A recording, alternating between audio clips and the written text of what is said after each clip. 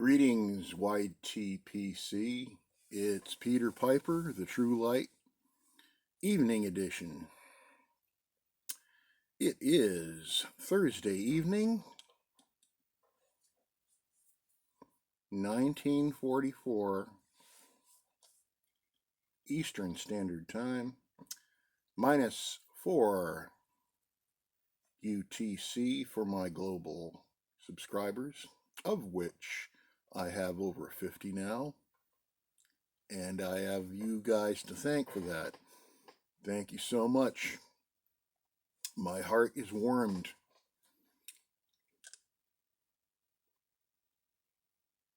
As you can see,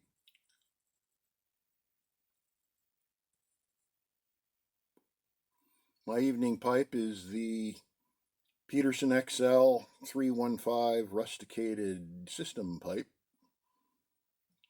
My evening pipe now.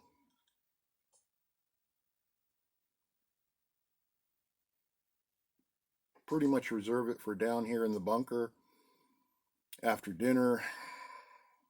Nice big bowl of what? Well, I'll tell you. I bet you can guess. Nightcap.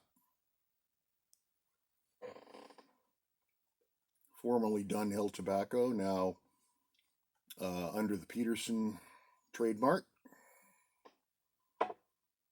Delightful bowl to end the day with.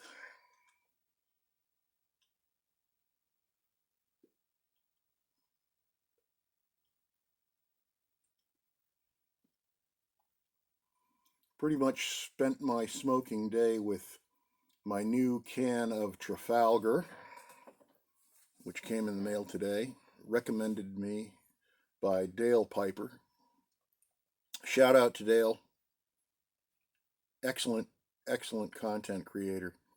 If you haven't checked out Dale Piper, who hails from the UK, I highly suggest you subscribe to his channel. And just the epitome of an English gentleman, and got lots of stories, lots of historical content. And I actually started binging on his channel tonight. I went all the way back to his first premiere kickoff video and watched him. Smoking some very ancient tobacco. I think he took up the pipe hobby after somewhat of a hiatus, and found some tobacco that had been cellared away for probably 20 or 30 years or more. And I gotta tell you, someday I would love to try some really ancient cellared tobacco. I started my cellar last year, and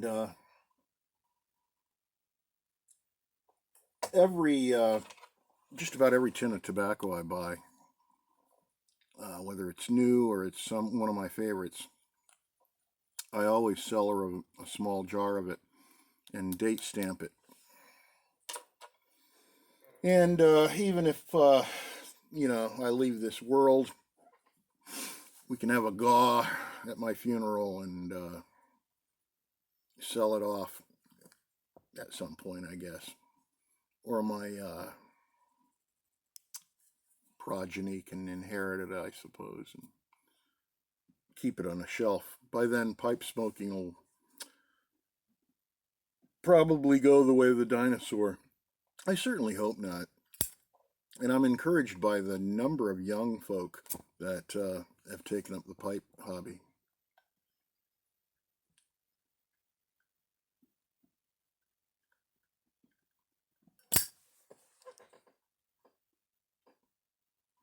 As opposed to vaping or smoking cigarettes. Keep it out of your lungs, you know?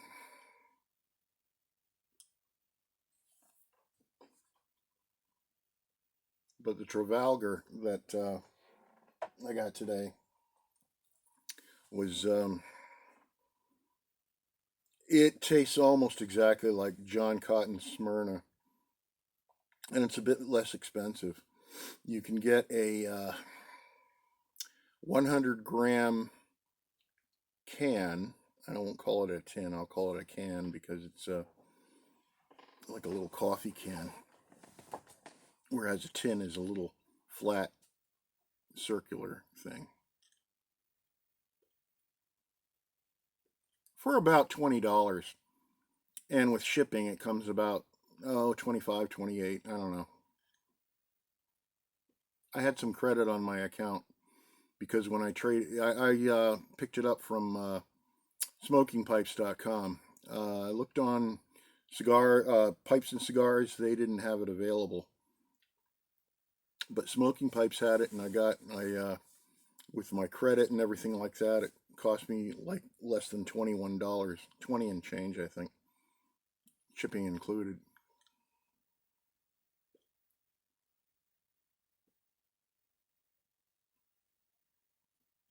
But you can get a can delivered for about $26.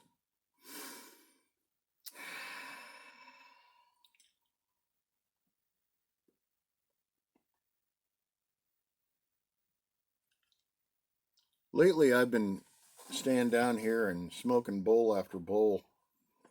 I usually end. This is a like a lazy boy knockoff, and I can recline back and smoke my pipe and just I'm all alone. It's quiet.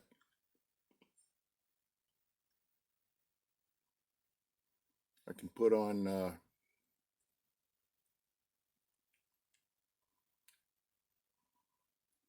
I could put some music on my Kindle, um, and just usually go to sleep here.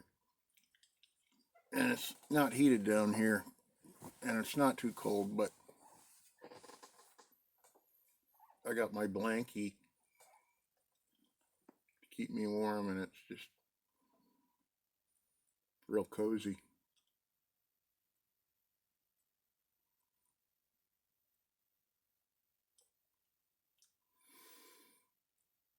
Anyway, happy to report that if you haven't read already, that Stonehenge Minstrel is on the mend. He's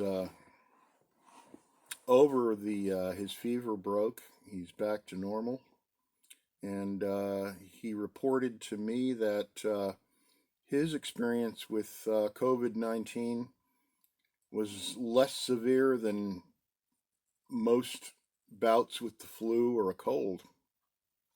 That's encouraging. I heard something.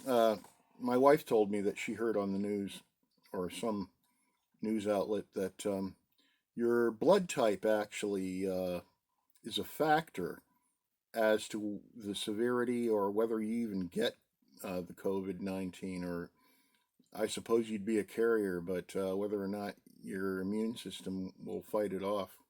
That's pretty interesting. And they say that people with O type blood are less susceptible to it. And I'm an O positive, and so that's good news for me. I don't know what kind of news it is for others.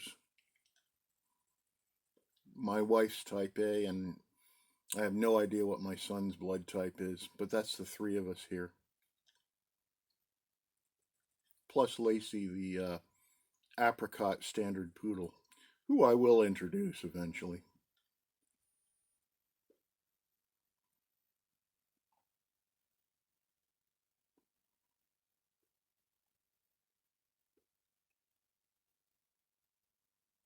Mm.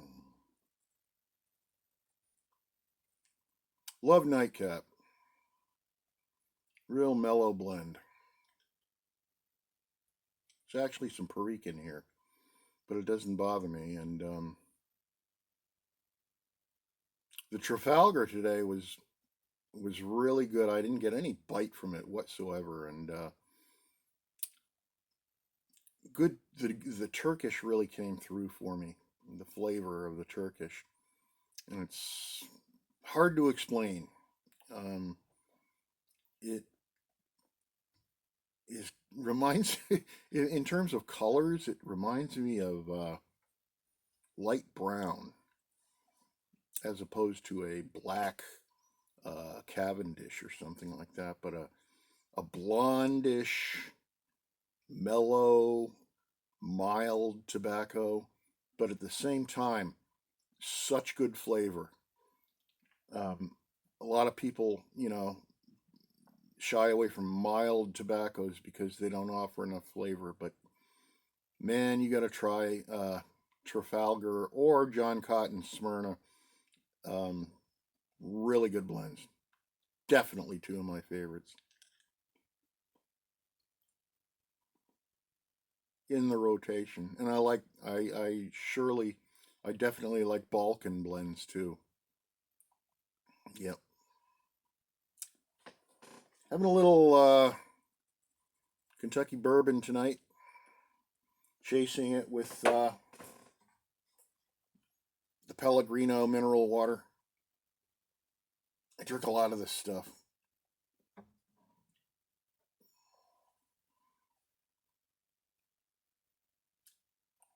Drinking the bourbon neat tonight. Pairs very well with tobacco. Just about any kind of tobacco, actually.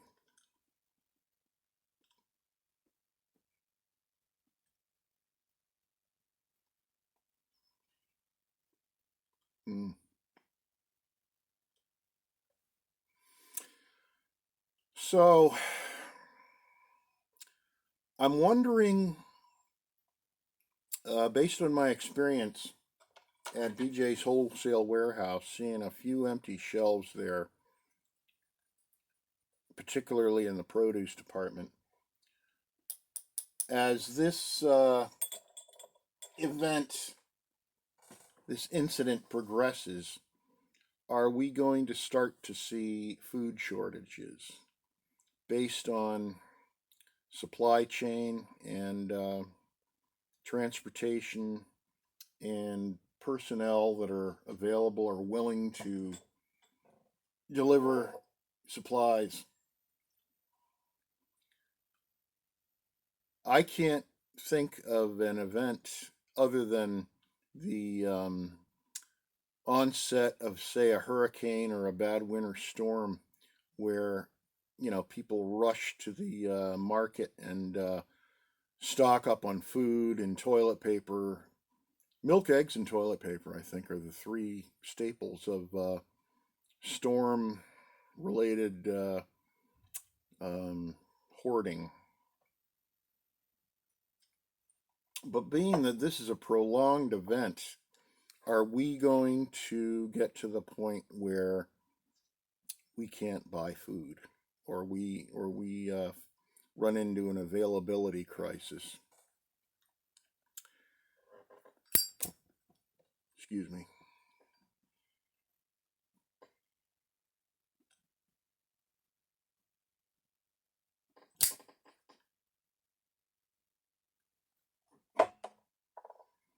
And that's a thing that I don't think a lot of people have much experience with.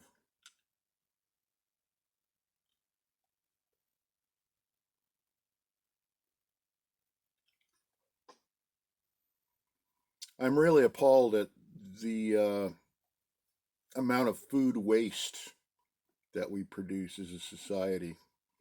And I was raised by my European mother. My mother is was from Latvia. She passed away at the tender age of 91 back in 1995. But she was a refugee from Latvia and came into West Germany in 1944 during the war.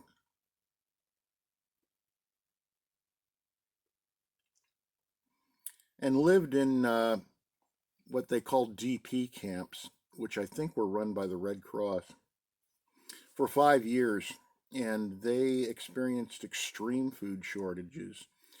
Not only food, but just basic necessities of life, clothing.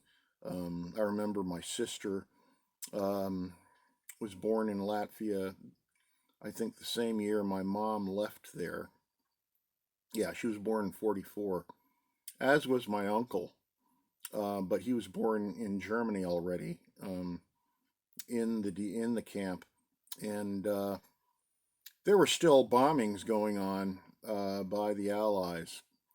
Uh, they actually had to board a Nazi troop ship um, in Poland and cross, I think, the Baltic Sea to get to Germany, and they took a rail to Hanover, Germany, and stayed there.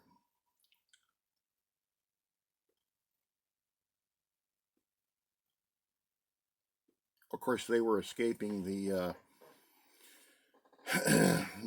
communists, and their property was completely taken. And but those 5 years, I think, my mother was 20 years old when she left Latvia, and the that experience had an enormous influence on her life. And I remember growing up, if I didn't finish the food on my plate, that was a mortal sin. And I was disciplined heavily um, for, for doing that. And you did not waste food in my mom's house. And to this day, I eat every scrap of food on my plate. And I have the habit of taking my son and wife's plate after dinner and taking what they're not eating and eating it myself. And I get really pissed off when food goes bad in the refrigerator and it has to be thrown away, especially meat where a creature has died in order for us to eat and it goes in the garbage. And hopefully, I just hope this is at least a learning experience for some. But my wife made an enormous amount of chicken tonight, and we had a really nice chicken dinner, and it was delicious. And God bless her for making that. But it might get tough. I don't know. I hope not.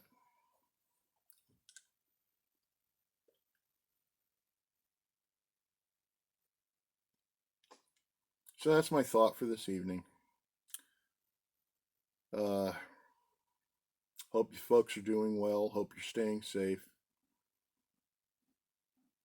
I'll sign off saying keep your pipes lit and warm. Speak the truth and seek enlightenment. This is Peter Piper, the True Light, signing off. God bless, folks.